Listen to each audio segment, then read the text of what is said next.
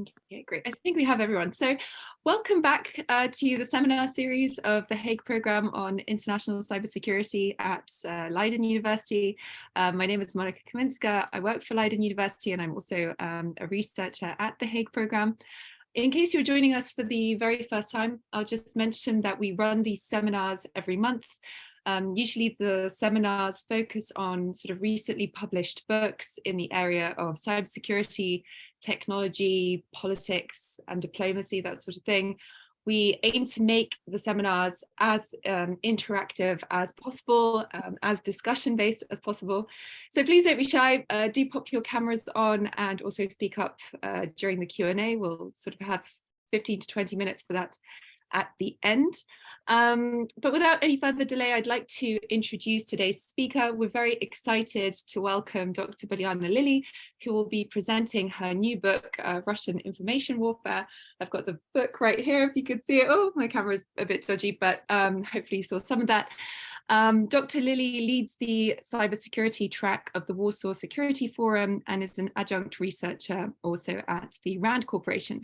She advises C-suite executives, government, military leaders on various issues, including ransomware, cyber threat intelligence, artificial intelligence, disinformation, and information warfare. And just as a further testament to her credibility, she has previously been personally denounced by the Russian Ministry of Foreign Affairs. And she just told me that she might have a piece of malware in her system. So if she breaks up, then it's sort of her computer's fault and nothing on our end. So we'll just wait for her to reconnect. Anyway, Bilyana, a massive thank you for being here and the floor is yours. Thank you, Monica, for this introduction, and apologies to everyone if we disconnect. I was just notified that my email is acting suspiciously and sending malicious attachments to different organizations. So I'll deal with this after the seminar. Happy New Year, everyone. I'm really glad to be here and talk to you about my book today.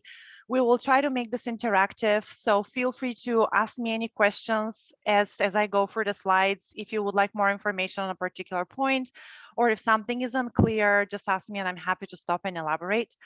So my book is on Russian information warfare, and it's a product of my PhD. And I started my PhD at the RAND Corporation in 2016. Initially, I wasn't planning on writing about information warfare and cyber attacks at all. I was at that time fascinated with the discussions about the weaponization of space. I had previously worked at the United Nations. I had some insight on how different countries behaved on this topic, and I really wanted to explore that. But then the 2016 Russian interference in the US elections at that time caught my attention and changed my mind completely.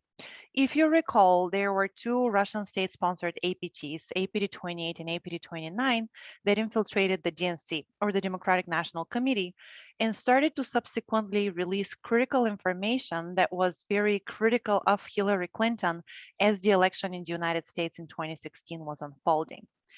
And what the response from the US government at that time was that they were largely unprepared for this type of operation, which we later called hack and leak operation. What was even more interesting to me was that as the election was unfolding and afterwards, we started learning about a lot of other operations or other activities that the Russian government has supported at that time to achieve similar objectives. And those were the trolls and bots that were spreading all sorts of messages through Facebook, Twitter, Reddit, and other social media platforms. Those also included disinformation and strategic messaging campaigns for Russian state-sponsored media, as well as rallies across the United States that the Russian government has actually supported financially. So after that particular case, I got really interested in trying to understand where has the Russian government used similar actors and similar tactics in different states to achieve various objectives? And I thought it would be really important to look into that topic because if we understand where Russia has used similar activities like cyber operations and disinformation campaigns and protests, we can build Russia's playbook and be able to formulate better policies that afterwards will help us to counter Russia's behavior when we see it again. So in order to understand that, I wanted to see how and under what conditions has the Russian government used cyber operations against political IT infrastructure in different countries. And this was basically the reason why I wrote this book, or the PhD and then the book. And I want to walk you today through my thought process and some of my main findings. First, I will show you the 5 research questions that I posed, then the case studies that I chose to answer the research questions. Then I had to create my own free frameworks to answer the questions because frameworks that could answer those questions systematically didn't really exist. So I'll show you what I did there. I'll share some of the cross-country findings and some of the main policy recommendations that I created based on those findings. I'll also address the point of the effectiveness of Russia's cyber operations and information warfare campaigns. And specifically here, I will look at the effectiveness from the perspective of the Russian government, because I think this could be very important going forward because it will help us to understand what is the Russian government considering effective and what types of operations are they likely to repeat because of that assessment. So first, my research questions. I wanted to understand first, how is the Russian government behaving in the period before the cyber operations? And are there any factors that are associated with the initiation of particular state-sponsored types of cyber operations that the Russian government has supported? So I wanted to address this question, and I'll show you later the framework that I built. So during the time of cyber operations, I wanted to understand what were the main targets of Russia's cyber operations, what were the defenders, which were the defenders and which were the attackers. So I wanted to map the anatomy of a cyber operation with this question. Then I wanted to understand, and this is my favorite question in the book and the PhD actually, how are the cyber operations that the Russian government initiated linked to the other activities that the Russian government has also supported in each particular case? And here I decided to focus only on cases where the Russian government didn't use conventional military forces, like in Ukraine right now. But the same framework can be applied to the Ukrainian war at the moment. And I'll be very happy if at the end of this presentation, someone decides to take the framework and apply it to the situation in Ukraine at the moment. I don't think I have time to do this, but I'm more than happy to guide you through the process and show you what I did. So feel free to ask me if you have any questions about that. Then I wanted to understand, after the cyber operations in the cases that I'm examining, what was the effectiveness of the cyber operations from the perspective of the Russian government, and what was the effectiveness of the information warfare campaign, which the cyber operations were a part of. And finally, on the basis of all of this, I wanted to know, okay, with all this information that we know right now, what recommendations can we propose that are actionable and that can help the US government and other NATO member states defend themselves better against similar Russian onslaught? So before I answer the research questions, I had to formulate my case studies and identify the case studies that I will examine in order to answer the 5 posed research questions. And as you know, the Russian government has been behind hundreds of cyber operations. So I wanted to find a reasonable number of case studies that will help me to examine each of these questions in depth, but also create some generalizable conclusions and analysis. So I decided to find or to scope my analysis based on 5 criteria. So first, I looked at target scoping. So I only looked at cases of cyber operations against political IT infrastructure within a particular country. That was my first criteria for case study selection. Then I looked at attribution. I looked at only cases that have been attributed to Russian state-sponsored APTs, or advanced persistent threat actors. And some of you may ask, okay, who is doing the attribution? Because we have often the case where a cybersecurity company will provide attribution, or it will be a government. I looked at the organization that provided attribution had to be a professional agency whose responsibility is to do this sort of analysis. And in many of the cases, we didn't have the exact data that I could look at to confirm that attribution was accurately done. And I relied on a government statement or a professional cybersecurity company that releases that information. And this satisfied that criteria. Then I looked at evidence. It's obvious here, but in a lot of cases, there is only anecdotal evidence about a particular cyber attack. So I only looked at cases where there was more than anecdotal evidence that will help me to answer the 5 questions that I posed. And this eliminated a lot of cases. For example, I wanted to look at Finland. I wanted to look at a few cyber operations against Central European or Central Asian states, but I couldn't because the data wasn't really enough. Then geopolitical, geographical scoping. I focused only on countries that were either NATO members or were en route to obtaining NATO membership. And I did this for a number of reasons, most importantly for data collection, because I didn't think it was safe to go to some of the countries that had some information about Russian cyber operations. And I focused specifically on NATO member states and countries that have applied for NATO membership. And finally, I looked at cases that have occurred between January 2007 and January 2020. So based on these criteria, I identified the following 7 case studies. I looked at the 4 waves of DDoS attacks against the Estonian government and some of the main Estonian agencies in 2007. And many of you on this call will probably remember that this was the first case of Russian state-sponsored large-scale DDoS attacks against another country. So it put cyber operations and cyber warfare within the foreign policy framework and show that cyber operations are a tool of statecraft specifically for the Russian government. So this was the first case that I looked at. The other cases included the intrusion into the intrusion into Germany's parliament, or the lower house of the Bundestag, Germany's parliament in 2015, and that intrusion was specifically related to the 2017 elections in Germany. Then I looked at the DDoS attacks against Bulgaria's election commission just before a parliamentary election in 2015.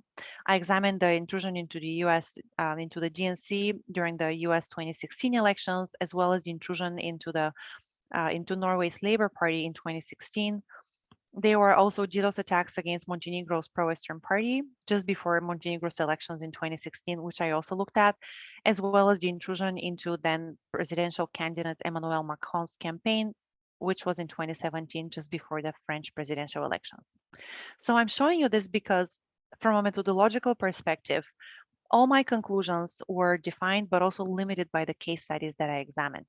If someone decides to take my 5 research questions and look at different case studies, it may be the case that some of my conclusions will vary based on those case studies. And I very much encourage anyone who's interested in pursuing these topics to reach out to me. I'm happy to provide information on how I structured my case studies and my research, and help you and guide you through other case studies that you may add to this work. So now that I've identified my research questions and my case studies, I started to answer my questions, the questions that I posed. So the first question was, are there any factors that are associated with the initiation of different types of cyber operations that the Russian government has supported in all of those 7 cases? In order to answer this question, I decided to use the qualitative comparative analysis framework. It's also called the QCA framework, or the QCA method. It is a case studies method that was designed by or created by sociologist Charles Ruggin, who's a professor here in California. And the method basically stipulates that we look at different case studies and we're looking for factors that could be associated with the occurrence of a particular phenomenon. And those factors, we use Boolean logic to score them. If a factor is present in a particular case study, it is provided with the value of 1. If it's absent, it's provided with the value of 0. And in essence, the method stipulates that if there are factors that are consistently present, again, in cases where a particular phenomenon occurs, and those same factors are consistently absent in cases where the phenomenon doesn't occur, then the factors may be associated with the occurrence of this particular phenomenon. So I use that framework to design the so-called truth table, which is a table where I listed all the factors that may be associated with the particular type of Russian cyber operations across the 7 cases that I looked at. And the very first step in applying this framework was, okay, what are the types of the cyber operations that I'm actually trying to understand and correlate with factors? And yes, we know that in some of the 7 cases, the Russian government has initiated espionage campaigns, and others DDoS attacks, but I wanted a more clear-cut framework specifically for the type of case studies or the types of cyber attacks. So I decided to use the CIA principle, or attacks that are against the confidentiality, integrity, or availability of data. And I categorized all cyber operations that were attributed to the Russian government or attributed to a Russian state-sponsored APT in all of my 7 cases. And it turned out that most of the cyber operations were either cyber operations against availability or against the confidentiality of data, not so much against the integrity of data. So when I looked at all the cases, it turned out that in the cases of Estonia, Bulgaria, and Montenegro, most of the cyber operations were against the availability of data or systems. And here I caveat this by saying most, because it is very likely that there were other cyber operations that happened at the same time that the Russian government APTs have still supported or initiated or launched, but we don't really have information about them. They weren't reported or they weren't detected at all. So at least from the information that we have about the known cyber operations, most of them fit within the category of availability attacks. While in the US, Norway, France, and Germany, in those cases, most of the attacks were of the type of confidentiality attacks or against the confidentiality of data. So then, once I had the types of attacks, basically this is my dependent variable or the phenomenon that I want to correlate. I want to correlate with particular factors that might have led to this phenomenon. Then the next question is, okay, what are these factors? So I looked at the literature and saw what different scholars and practitioners have associated with the initiation of different cyber attacks from the Russian government in each case. And I also looked at my case studies myself, and I formulated finally the following criteria. So I looked at, or the following factors. I looked at whether there was a dispute in the relations between the particular targeted state and Russia at the time, whether it was of political, socio-economic, or military nature. I looked at whether there was any spike in Russian media, specifically state-sponsored media that was broadcast in the particular country, because that could be a proxy for strategic messaging campaign from the Russian government. I also looked at if the particular cyber operation against the election infrastructure was taking place around an election in a particular country. I looked at whether there was an anti-Russian or a pro-Russian candidate running for the elections. Then I also looked at some of the geopolitical and historical legacies of the countries. I looked at whether the country was a NATO member, whether the country was a former Eastern Bloc state, or whether it was a part of the Soviet Union. So when I looked at all these factors across the different countries, this is what I came up with. So in countries where the particular factor is present, it is marked as 1, and where it's absent, it is marked as 0. From all this analysis, the only factor that turns out to be consistently present in cases of availability attacks and consistently absent in cases of confidentiality attacks is whether the country is a member of the Eastern or former member of the Eastern Bloc or not. And this is interesting because it is not whether the country is a member of NATO or not. The defining factor here about whether the Russians are going to initiate availability or confidentiality attacks is whether the country was a part of the former of the Eastern Bloc before. Why is this interesting? It tells us two things. First, the Eastern Bloc countries are those that are closer to Russia and have communist legacies. And in those particular countries, the Russian government has initiated availability attacks, which are usually they tend to be more disruptive and are noisier. So that suggests that the Russian government is more aggressive towards countries that are part of its neighborhood, where the Russians or the Russian state has multiple times indicated that it thinks it has the right to exert more control because of historical, cultural, and political legacies. And in countries that are farther away from Russia's orbit and are Western countries, the Russian government tends to use more subtle cyber operations. So this also tells us that perhaps there's some restraint that the Russian government is exercising due to political and cultural legacies here. So this is the answer to the first question. Are there any questions from any of you at this point?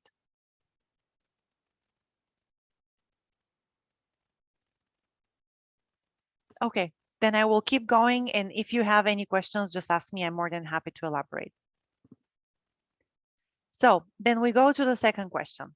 What are the main targets of Russia's cyber operations?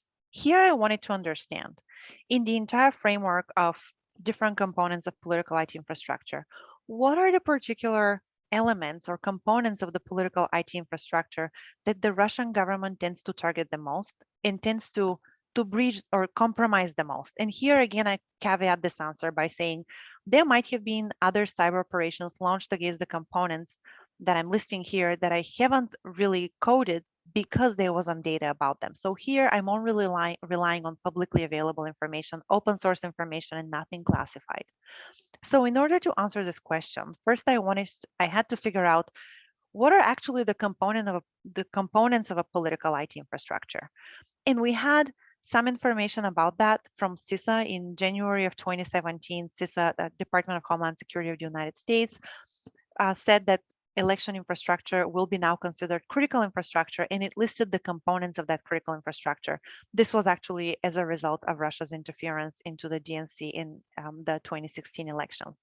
But those components weren't enough, because they only marked a part of the political IT infrastructure, but they omitted some of the key stakeholders. So what I did was I created my own framework, which I called the hack map of political IT infrastructure components that I took this framework and I applied it across all my 7 case studies. And the framework consists of 3 categories of components that fit within the political IT infrastructure. The first category is the electoral infrastructure. Those are the core components that CISA listed as critical infrastructure in January 2017. Those are the components of the electoral infrastructure or the election infrastructure that, if compromised, can have a significant impact on our ability to conduct elections. And those include election management systems, tabulation systems, voter registration systems, and so on. You can see them here marked with red. But then there are a lot of other stakeholders that includes organizations and individuals and movements that are involved in the conduct of elections and serve as a facilitating infrastructure, but are not marked as critical infrastructure. So I wanted to include those as well. And they're marked here as facilitating infrastructure. Those include political parties, political campaigns, or other institutions that are involved in the conduct of elections and may be involved in other things in addition to conducting elections. For example, ministries of foreign affairs of different countries also have a role to play when it comes to collecting votes from embassies abroad and from citizens of the country abroad. So I would include those in my analysis. And then finally, there's the whole ecosystem of media platforms that report election results. And often when I was at RAND, I worked on a project specifically about protecting the election infrastructure of the United States. It was a project actually for CISA. And we looked at what are the most vulnerable components of the election system. And we realized when we talked to different stakeholders from local and national levels that they weren't worried as much about their voting machines being hacked, but they were a lot more worried about the perception that may be spread or may spread and result in voters distrusting the election result if there is a disinformation operation related to elections being hacked, or if there is some sort of manipulation of the media space and the media narratives around the election outcomes. So because of these decisions and these discussions, I decided to include the information sphere as the third component. So based on those three different categories, then I looked at each of my case studies, and I identified in each of the 7 case studies the election components that the Russian government compromised. And then I created a scoring system from 1 to 7 because I have 7 case studies. I basically counted in my final chapter the number of components from this political IT infrastructure map that the Russian government has hacked across all of the case studies. And that's why basically I created a heat map of the hacked political IT infrastructure components, which I called the hack map. And this is the result of the hack map that you see here. So there are several interesting conclusions that we can derive, or observations that we can derive from this analysis. First is, if you can see that here, the most compromised component is not a part of the electoral core infrastructure, but it's a part of the facilitating infrastructure, and that's political parties. In 6 out of the 7 cases that I looked at, the most compromised, the component that the Russian government has targeted the most and compromised the most was actual election parties, and those were pro-Western, anti-Russian parties. This was in the case of Estonia, the United States, Norway, Montenegro, France, and Germany. So this shows you that CISA's framework of what is critical election infrastructure is important and is very valuable, but the most targeted component, at least from the cases that I looked at, wasn't one of the critical infrastructure components that are currently getting funding and being protected, but it's one of those peripheral components that could also serve as a supply chain risk and can affect the entire election and also the conduct of elections and election results and voter trust in the election result, and that's political parties. What's another interesting observation here is that The core electoral infrastructure was targeted only twice, at least from what we know. And this is in the case of the United States and in the case of Bulgaria. In the case of the United States, there was information that voter registration systems across several states were targeted, but information from those voter registration systems wasn't altered. There were scans that were likely conducted by Russian state-sponsored APTs, but information wasn't altered. So this attack was more subtle. In the case of Bulgaria, there was a DDoS attack against the organization, the parliamentary body that reports results of the elections. And the attack was noisy, it was disruptive, it resulted in temporarily disrupting the ability of that organization to report on the election results. So the attack was a lot more brazen, which also is in line with the first conclusion that I showed you from the QCA map that showed that the Russian government tends to be more aggressive in members of the former Soviet bloc. And in this case, Bulgaria is one of those countries. Any questions so far?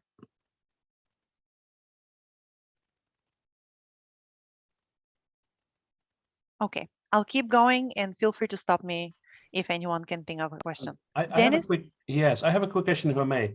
Of course. So you talk about attack and targeted. And so my question is, what do you mean by that? Because in this scheme you have, which I think is fascinating, for example, the information sphere, is often not hacked, but it's definitely used, right? You do a hack and leak, and then you piggyback on the information sphere to make sure your message get across.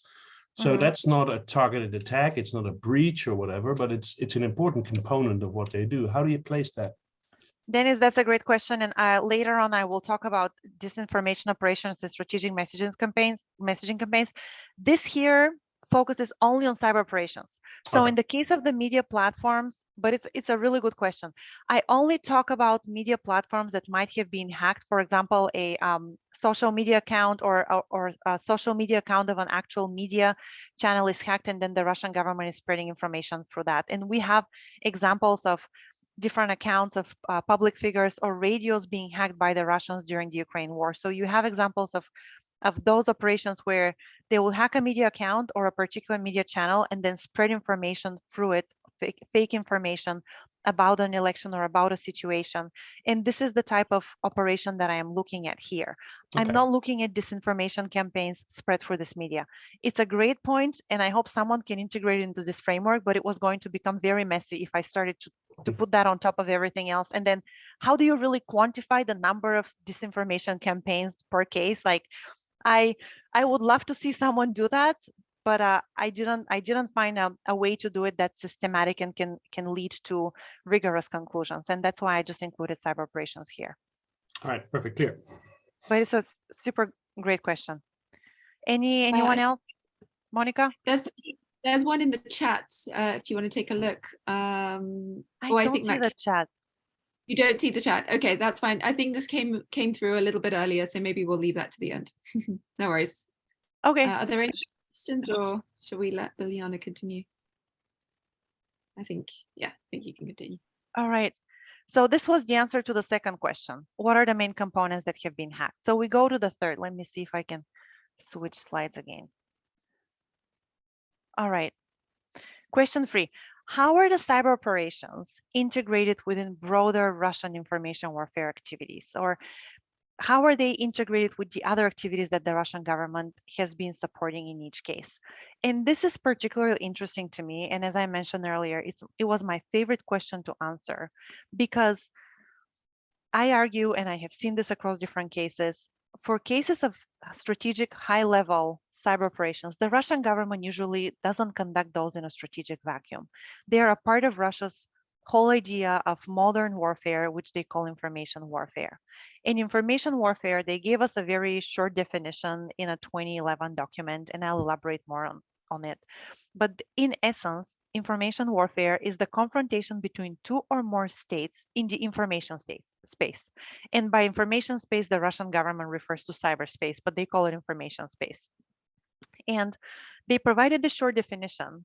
But what's more interesting to me, that in that particular document from 2011, they gave us 4 purposes why information warfare is being conducted or waged against the country.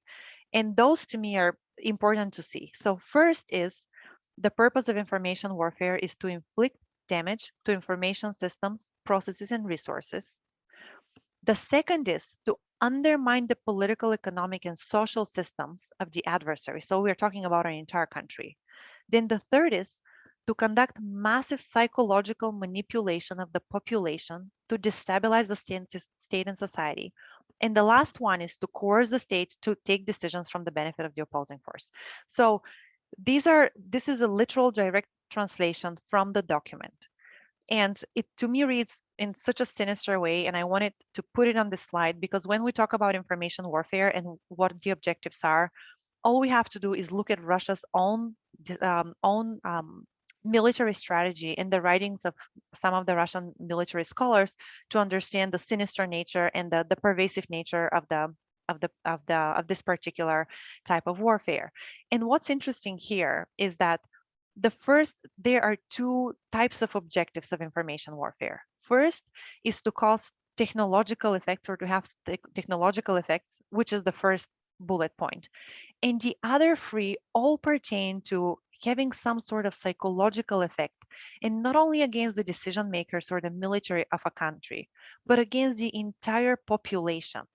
So the last three, how are they achieved? Yes, there could be a hack and leak operation that affects the psychology of a population, but they're also achieved through psychological operations. And the last point here, for if there are any Sovietologists here, the last point is basically the definition of reflexive control, which is what the Soviets used during the Cold War. So all of those ideas about controlling and coercing a government and being able to psychologically affect your opponent, they're included in the definition of information warfare that the Russian government uses today. So how is this conducted? There's a lot of writing on this topic from Russian military scholars. They tend to agree that information warfare is typically conducted through cyber operations. That's to achieve the first point, basically inflict damage on information systems and so on, and also through psychological operations, which include disinformation and strategic messaging campaigns. And those are most likely to achieve the second, third, and fourth objective here. And we have seen in Ukraine in the 2016 US hack how the Russian government combines those tactics. And I will show you in a second how I looked at the US case. This is what I'm including in this presentation. But we also have seen it in Ukraine, and I'm more than happy to answer any questions about that as well, if anyone is interested. There are also other additional activities that the Russian government has used or supported in each of the particular cases that I'm looking at to advance its objectives. And I call those associated operations. They're not necessarily a part of information warfare, but they're associated with the cyber operations and disinformation or strategic messaging campaigns, and they're often interlinked. So those activities include political and diplomatic pressure. Sometimes you will see Lavrov, for example, repeating a disinformation piece, like in the Lisa campaign or the Lisa case in 2017 in Germany. You will have social activities. You have rallies and protests that the Russian government has sponsored in the particular country to be able to disrupt society even more. There is economic pressure that the Russian government has applied sometimes, like sanctions against Montenegro or the silent sanctions against Estonia in 2007. We have military activities. Here I include any activities by the GRU, for example, because they are also an military intelligence, they're element of the Russian government. This is where if someone wants to take the framework that I create and apply to the Ukraine case, they can fit military activities. We also have, in the particular framework that I designed, we also have notable events and mitigation policies. So all of these activities, I wanted to put them in a more strategic framework in order to be able to systematize them better and try to compare and contrast across cases.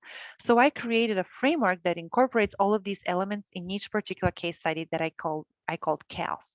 And basically chaos stands for cyber operations, hype in media, which is the way in which I try to quantify the volume of disinformation campaigns and strategic messaging campaigns from the Russian government in each of the case studies. And then I also looked at associated events. This is the AOS in chaos.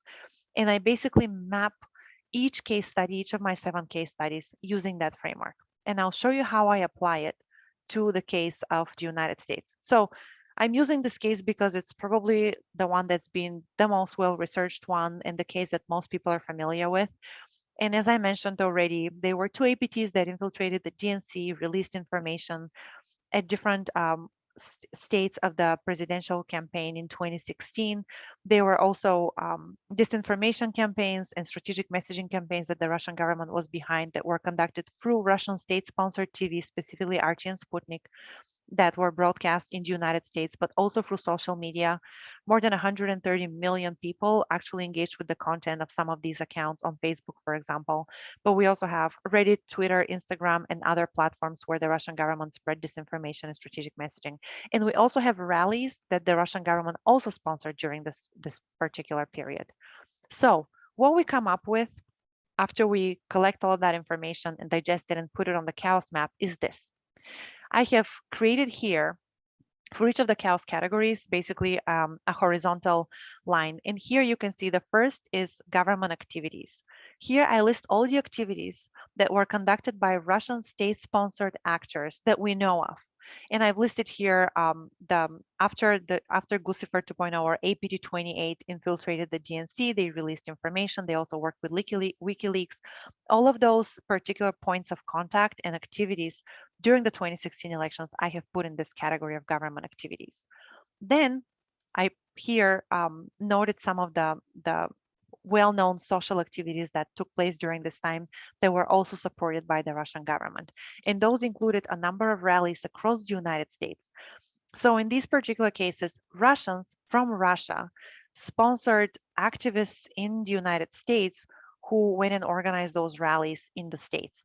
And there's still a debate about whether the people that engaged in those rallies were doing it wittingly or unwittingly, where they were witting or unwitting participants in Russia's information warfare operations.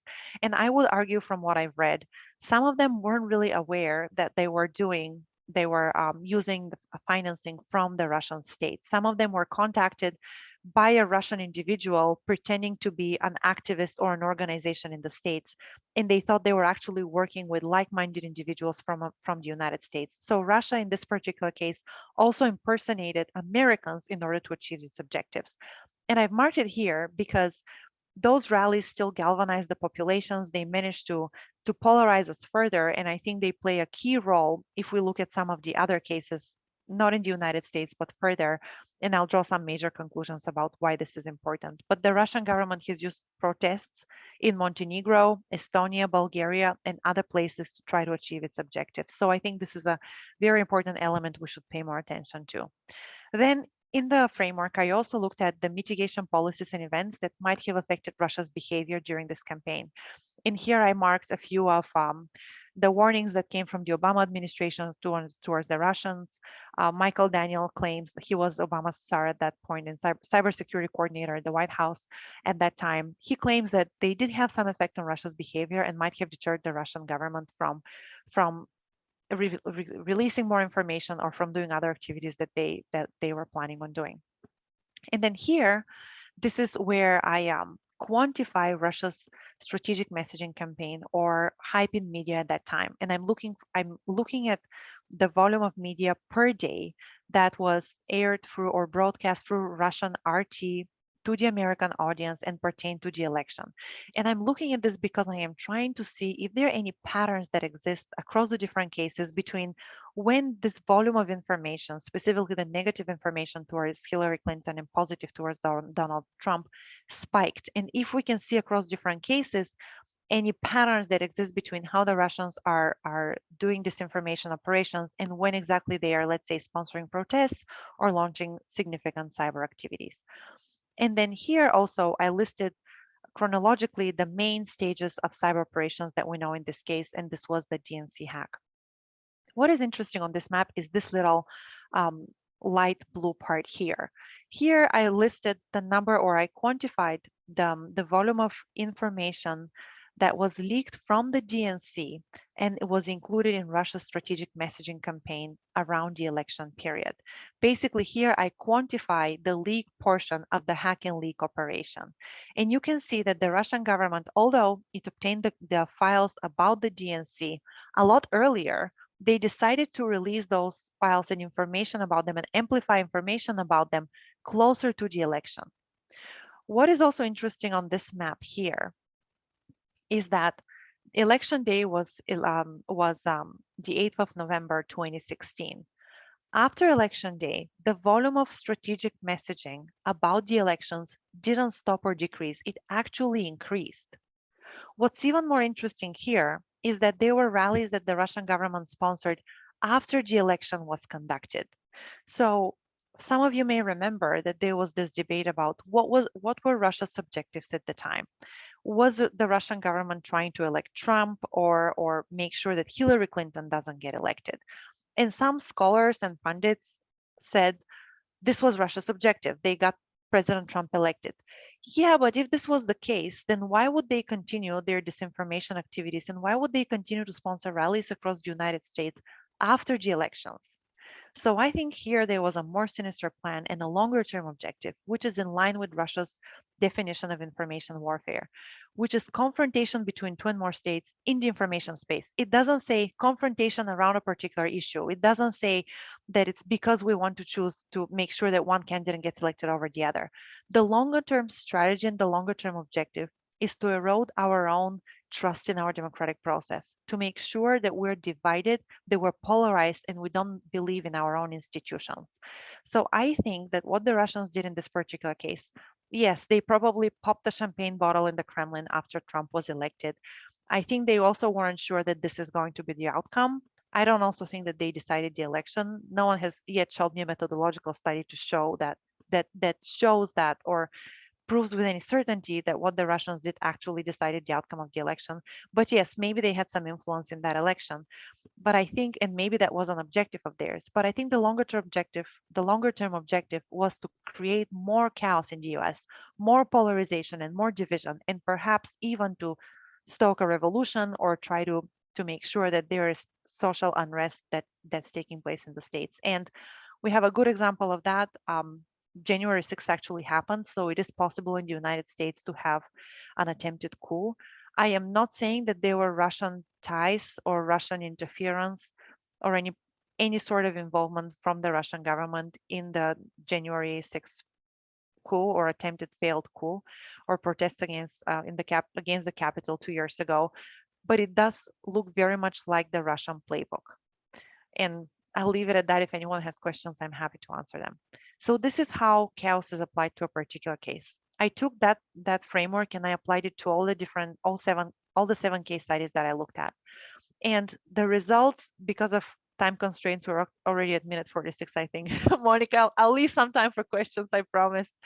But I'll just summarize some of the results, and I'm happy to talk about the other cases if you're interested in them. I think Montenegro and Bulgaria are particularly fascinating because there was a failed coup there, a failed assassination. The Russians tried to actually poison an arms dealer twice and they didn't succeed. And there were also explosions, and all of that is mapped on chaos.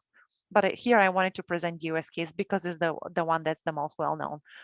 And some of the cross-country conclusions that I derived, some of them are very obvious, but at least now I wanted to write them here and show you what I found from the analysis is that, first of all, the Russian government uses more aggressive activities, not only cyberspace, but also for protests for disinformation against states that are closer to Russia's orbit or within Russia's perceived orbit, which are primarily states that are members of the former Soviet bloc. When it comes to cyber operations, it was really interesting for me to see how the Russian government sometimes has launched cyber operations against election platforms or election infrastructure components, but they were not necessarily in order to influence the election outcome. In the case of, for example, in the case of Estonia, the DDoS attacks also affected election infrastructure, but they were primarily a result of Russia's indignation that the Estonians decided to move a Soviet statue from the center of Tallinn to a peripheral location. That's the bronze soldier, which basically triggered the wave of DDoS attacks. So when we're looking at election infrastructure operations, sometimes they're not necessarily conducted for the purposes of influencing an election. The H and chaos. So what about hype in media? As I already pointed out, the volume of media or strategic messaging from media, state-sponsored media, but also social media, sometimes increases after the election. And I think here the point is that we shouldn't let our guards down after the election has been conducted, because that's when Russia would try to use, or the Russian government will try to use, our polarized opinion, our grievances to exacerbate basically polarization further. And usually that's conducted, I think, and I argue, to exploit socially divisive themes, polarize us further, and erode our own trust in our democratic systems.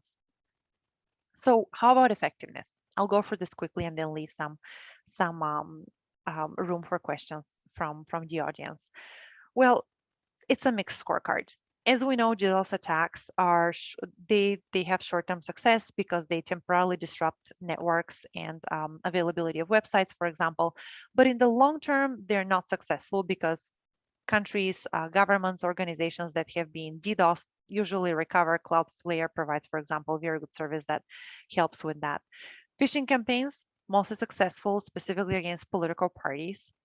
So probably that type of operation will continue if the Russians continue to see positive effects and continue to be able to extract information that could afterwards serve strategic purposes in the process of an election.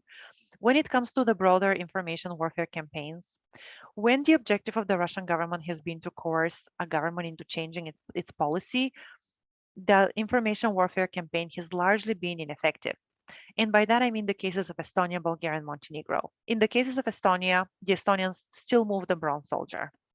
The DDoS attacks and the other operations that the Russian government was behind didn't really change Estonia's calculus. The bronze soldier is right now situated in a cemetery. I visited him to pay my respects a few years ago. I continue to go at least once to see him every time I go to Estonia. So the soldier was moved. The Russian government wasn't successful in this particular case. In the case of Bulgaria, when the Russian government DDoSed the part of the government that reports election results, the most likely objective of the Russian government was to coerce the Bulgarian government into changing its policy towards Ukraine and some of its small arms and light weapons exports. Well, this didn't happen. The Bulgarian government continued to export weapons to the respective markets that it has established. And maybe you've already also read about this. We actually have helped, or we, because I say we because I am also still partially Bulgarian. And I take a lot of pride in the fact that we've actually helped Ukraine in the beginning of the war by secretly supplying them with ammo that they used to defend themselves against the Russians. And in the case of Montenegro, the big idea in the 2016 elections in Montenegro was to decide whether Montenegro should join NATO or not. And the Russians failed in there. They even tried to assassinate. There was an attempt to storm the parliament building of Montenegro and assassinate the prime minister of Montenegro, who was pro-Western and was basically the leader of Montenegro joining NATO and this whole idea. They weren't successful in achieving that. So when the cyber operations and the information campaigns were conducted with the objective to coerce the government to change its policy, they weren't successful. When it comes to influencing election outcomes, there might have been partial success. Because, for example, in Germany in the 2017 elections, Merkel's party still won. But for the first time in Germany's elections, Alternative für Deutschland, which is a very right-wing party, won seats in parliament. And that was partially because of Russia's support for them, financial support for the party, and also provision of media space for them to voice their platform and voice their opinion among specifically ethnic Russians that were watching Russian media at that time. When it comes to deepening societal divisions and distrust in institutions, it is very hard to prove what the success of Russian information warfare operations has been, but most likely they had at least partial success in some of the cases.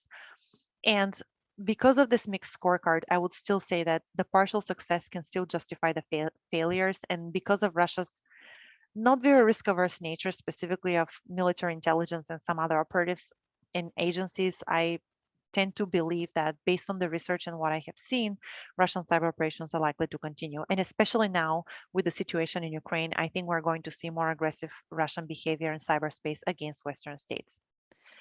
And finally, policy recommendations. I'm going to list very few here very quickly.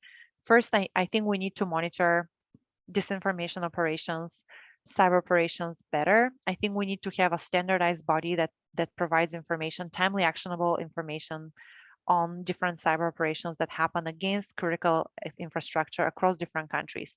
We also have to, because of the analysis that showed that political parties were the most compromised across the different cases, I think we should focus also on educating party party members and members of political campaigns on basic cyber hygiene, two-factor authentication, how to communicate via email, what messages to put in email communication. My potentially hacked Gmail is one example of why we shouldn't write sensitive information in our emails. So I think all of these trainings should be provided to political campaigns, especially of pro-Western, anti-Russian parties that are participating in elections across Western states. With regards to the Asian cows, I think across different cases, what has helped here is when there is a hacked and leaked information from a particular party, some parties have pledged not to exploit information that has been hacked by an adversary in a particular election, specifically in Germany, and I believe in France, there was a discussion about that. That seems to be a very noble way to deal with a situation and contain the effects of a Russian leak. I don't know if that's possible to achieve in the United States. I don't really see the two parties agreeing not to do that, but it's at least a noble goal to try to aspire to. So I put the recommendation there, and I'm hoping the US government at some point will consider it. Media pledges also have been very helpful in certain countries. In the United States as well, certain media outlets. The editor, for example, of the Washington Post just before the 2020 election sent an email to the different journalists appealing to their common sense and basically the email was really, really kind and really well framed, and it explained that journalists should be very careful when they decide to cover certain information and consider its geopolitical effects and the provenance of the particular leaked information, even if it can serve the purposes of becoming a popular article. So I think just exercising integrity and focusing on also preserving democratic values and thinking about the consequences of covering a certain piece of information is also important in this case. Media literacy in general can help a great deal. I looked at the cases of France and Norway where the Russian government was spreading disinformation campaigns during the election period, and they didn't really pick up as much as they did in the United States. And I think media literacy here played a huge role. Yes, we can continue to monitor our networks, take down accounts, chase inauthentic content and so on. But I think eventually we will have to strengthen the minds of our own consumers and our own population. This happens through education. So I'll leave it at that. I think I have 5 minutes for questions, and thank you for your attention and for being here. Monica, back to you. Thank you so much, Bilyana.